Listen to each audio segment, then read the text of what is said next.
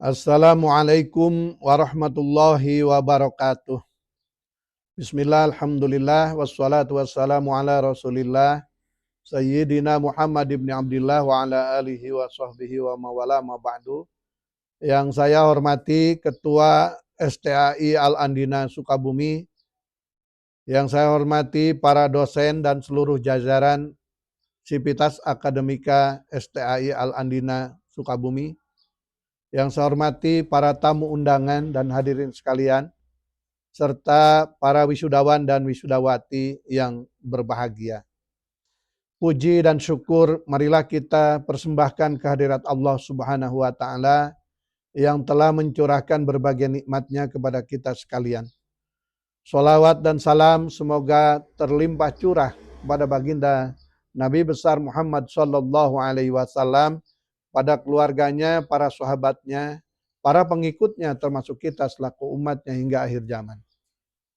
Hadirin yang saya muliakan, hari ini adalah hari yang istimewa, di mana para mahasiswa yang telah berjuang menuntut ilmu bertahun-tahun, kini resmi dikukuhkan sebagai sarjana. Namun di balik toga dan ijazah yang mereka miliki, tersimpan tanggung jawab yang sangat besar. Tanggung jawab bukan hanya untuk diri dan keluarganya, tetapi juga tanggung jawab untuk agama, bangsa, dan negaranya. Maka di dalam kesempatan ini, izinkan saya untuk menyampaikan orasi ilmiah yang saya susun berdasarkan sebuah karya monumental di Sukabumi, yaitu buku yang saya tulis dengan judul Bebeja, Berdaya Bersama Zakat. Buku ini merupakan hasil perjalanan dan inspirasi besar tentang bagaimana zakat dikelola bukan hanya sebagai ritual ibadah, melainkan sebagai instrumen transformasi sosial ekonomi umat. Pertama-tama, marilah kita memahami kembali tentang apa itu zakat. Secara bahasa, zakat berarti tumbuh, berkembang, suci, dan berkah.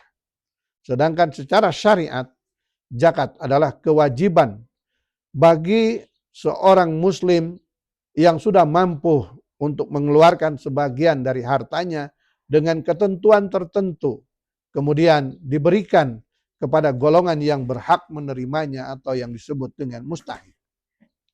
Zakat bukan hanya bentuk kepatuhan individual kepada Allah atau yang disebut dengan ritual movement, melainkan zakat juga adalah mengandung dimensi sosial yang sangat besar atau yang disebut dengan social movement. Di dalam Al-Quran berulang kali kata zakat disandingkan dengan kata sholat. Ini menunjukkan betapa pentingnya peran zakat di dalam membangun tatanan kehidupan umat Islam. Lebih dari itu, zakat adalah mekanisme distribusi kekayaan. Ia mengajarkan kepada kita bahwa harta tidak boleh hanya berputar di kalangan orang kaya saja, melainkan dia harus mengalir kepada orang-orang fakir, kepada orang-orang miskin, dan kepada orang-orang yang berhutang, orang musafir, dan kelompok atau asnaf-asnaf lainnya. Hal ini juga dijelaskan oleh Allah Subhanahu wa taala di dalam surat Al-Hasr, di mana Allah berfirman, A'udzubillahi minasyaitonir rajim, Bismillahirrahmanirrahim, kaila yakuna dulatan bainal agniya'i minkum. Agar harta itu tidak hanya beredar di antara orang-orang kaya saja di antara kalian.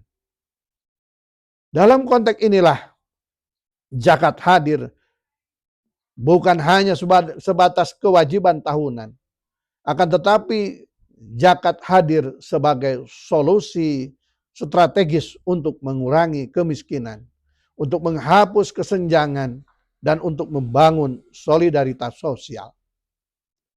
Dengan zakat kita belajar bahwa kesejahteraan masyarakat bukan hanya urusan negara, melainkan juga urusan kita bersama secara kolektif. Hadirin yang saya hormati, potensi zakat di Kabupaten Sukabumi sesungguhnya sangat besar. Namun selama bertahun-tahun potensi itu belum dikelola secara optimal. Zakat sering berhenti pada dimensi karitatif, sekedar hanya membantu sesaat tanpa mampu mengangkat mustahik keluar dari lingkaran kemiskinan. Dari kondisi inilah lahir sebuah gagasan bernama BBJ, berdaya bersama zakat. Tagline juang BBJ tidak muncul begitu saja.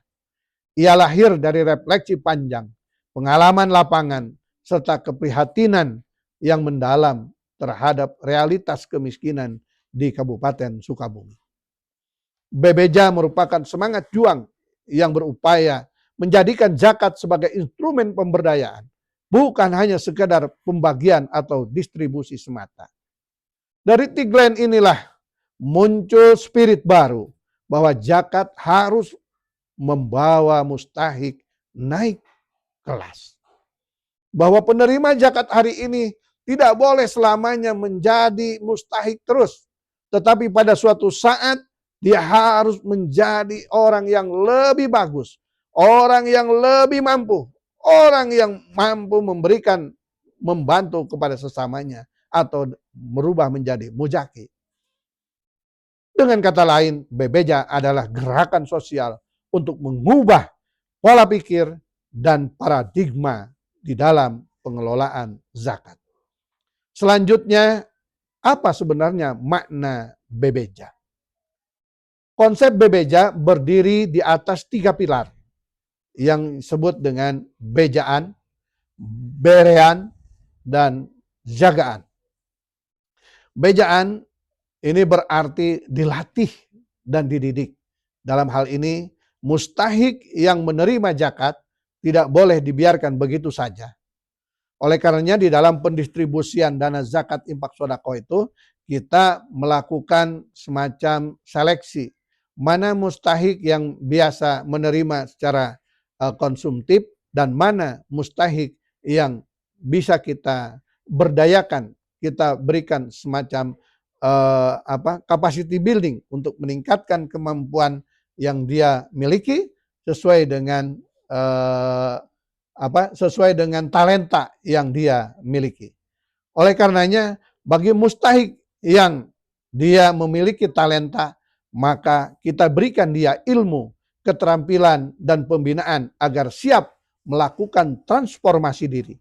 Pendidikan dan pelatihan inilah yang akan menjadi fondasi bagi kemandirian mereka. Filosofi pendidikan yang dianut di dalam bejaan ini sangat sejalan dengan gagasan dari UNESCO, yaitu learning to know, belajar untuk mengetahui. Dalam konteks BBJ, learning to know berarti memberikan akses dan kesempatan kepada mustahik untuk memahami dunia di sekelilingnya, serta menyadari potensi dirinya yang mereka miliki. Edukasi ini tidak berhenti pada penguasaan informasi saja, tetapi menjadi proses pembukaan wawasan dan kesadaran diri. Kemudian pilar yang kedua dari BBJ adalah berean. Ini berarti diberi bantuan. Zakat tetap harus disalurkan dalam bentuk bantuan, tetapi bukan sekedar bantuan konsumtif yang cepat habis atau habis pakai. Bantuan harus diarahkan secara produktif dalam bentuk modal usaha, dalam bentuk peralatan kerja, fasilitas pendidikan, dan layanan kesehatan. Dengan begitu, zakat benar-benar akan mampu mengubah kehidupan mustahik. Pilar yang kedua ini sejalan dengan pilar pendidikan dari UNESCO, yaitu learning to do, yaitu belajar untuk melakukan. Yang terjemahkannya ke dalam kemampuan mustahik adalah mempraktekkan keterampilan, menciptakan nilai tambah, dan berkontribusi terhadap ekonomi, keluarga, serta komunitasnya di mana dia tinggal. Selanjutnya, pilar yang ketiga yaitu jagaan. Berarti dibimbing dan diawasi, dimonitor. Inilah pilar yang memastikan keberlanjutan. Mustahik yang sudah menerima pendidikan dan bantuan harus didampingi agar mereka tidak terpuruk. Jagaan hadir melalui monitoring, evaluasi, bahkan mentoring yang humanis, sehingga pemberdayaan dapat terus berlanjut hingga jagaan ini sejalan dengan pilar learning to be, yaitu belajar untuk menjadi.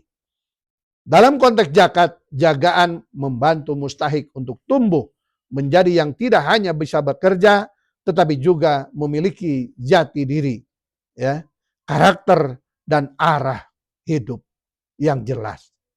Pendampingan dalam jagaan ini tidak hanya fokus pada laporan atau grafik pendapatan. Disinilah learning to be berperan. Zakat bukan hanya untuk ekonomi, tetapi juga untuk pembentukan kepribadian.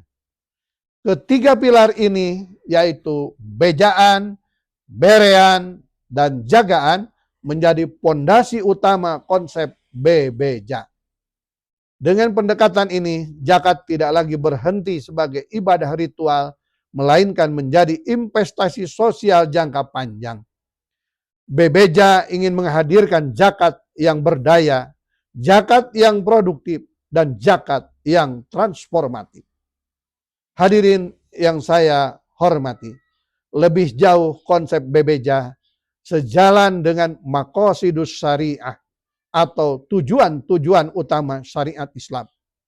Kita tahu bahwa maqasidus syariah mencakup 5 aspek pokok.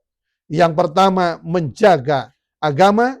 Yang kedua, menjaga jiwa. Yang ketiga, menjaga akal. Yang keempat, menjaga keturunan. Dan yang kelima, menjaga harta. Jika kita perhatikan semua aspek itu bisa terjaga melalui zakat.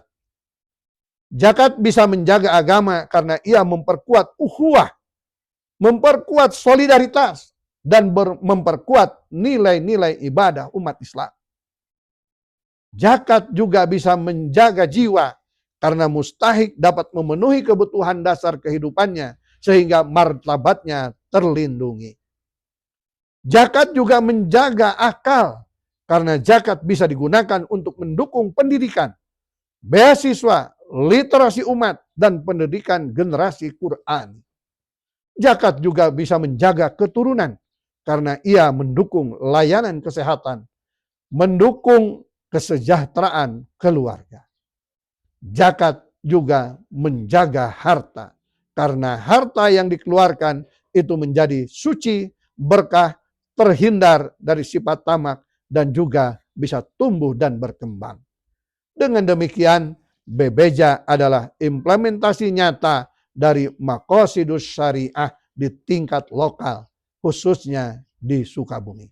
Hadirin yang saya cintai, dalam momentum wisuda hari ini, pesan bebeja memiliki makna yang sangat penting bagi para wisudawan STAI Al-Andina Sukabumi, khususnya program studi hukum ekonomi syariah. Anda adalah generasi muda yang akan terjun langsung ke masyarakat. Ilmu yang Anda peroleh bukan hanya sekedar untuk menambah gelar, tetapi harus menjadi bekal untuk mengelola keuangan syariah, memperkuat lembaga zakat dan wakaf, serta menegakkan keadilan sosial bagi masyarakat. Kepada para alumni, saya ingin menitipkan harapan. Jadilah sarjana yang membawa semangat bebeja. Jadilah intelektual muslim yang berperan aktif mengangkat derajat kaum du'afa. Jadilah praktisi hukum ekonomi syariah yang mengedepankan profesionalisme, keadilan, dan etika. Jangan biarkan ilmu yang Anda miliki berhenti di ruang-ruang akademik. Gunakanlah ia untuk menggerakkan perubahan nyata di tengah-tengah masyarakat. Jika setiap alumni STAI Al-Andina mampu menginternalisasi semangat bebeja, maka saya yakin kita akan melihat transformasi besar di Sukabumi. Zakat tidak lagi dipandang sebelah mata, tetapi menjadi lokomotif pembangunan daerah. Umat tidak lagi terjebak dalam kemiskinan struktural, tetapi bangkit menjadi masyarakat yang mandiri dan berdaya guna. Hadirin yang saya hormati, akhir kata, marilah kita bersama-sama menghidupkan semangat bebeja, berdaya bersama zakat. Semangat ini tidak hanya milik Badnas atau pemerintah daerah, tetapi milik kita semua. Semoga para wisudawan hari ini menjadi generasi yang siap menjaga nilai-nilai syariah, mewujudkan keadilan sosial, dan membawa keberkahan bagi bangsa, nusa, dan agama. Demikian orasi ilmiah yang dapat saya sampaikan. Semoga Allah Subhanahu wa taala senantiasa memberikan bimbingan keberkahan kepada kita semua. Wallahul muwaffiq ila aqwamit thoriq. Wassalamualaikum warahmatullahi wabarakatuh.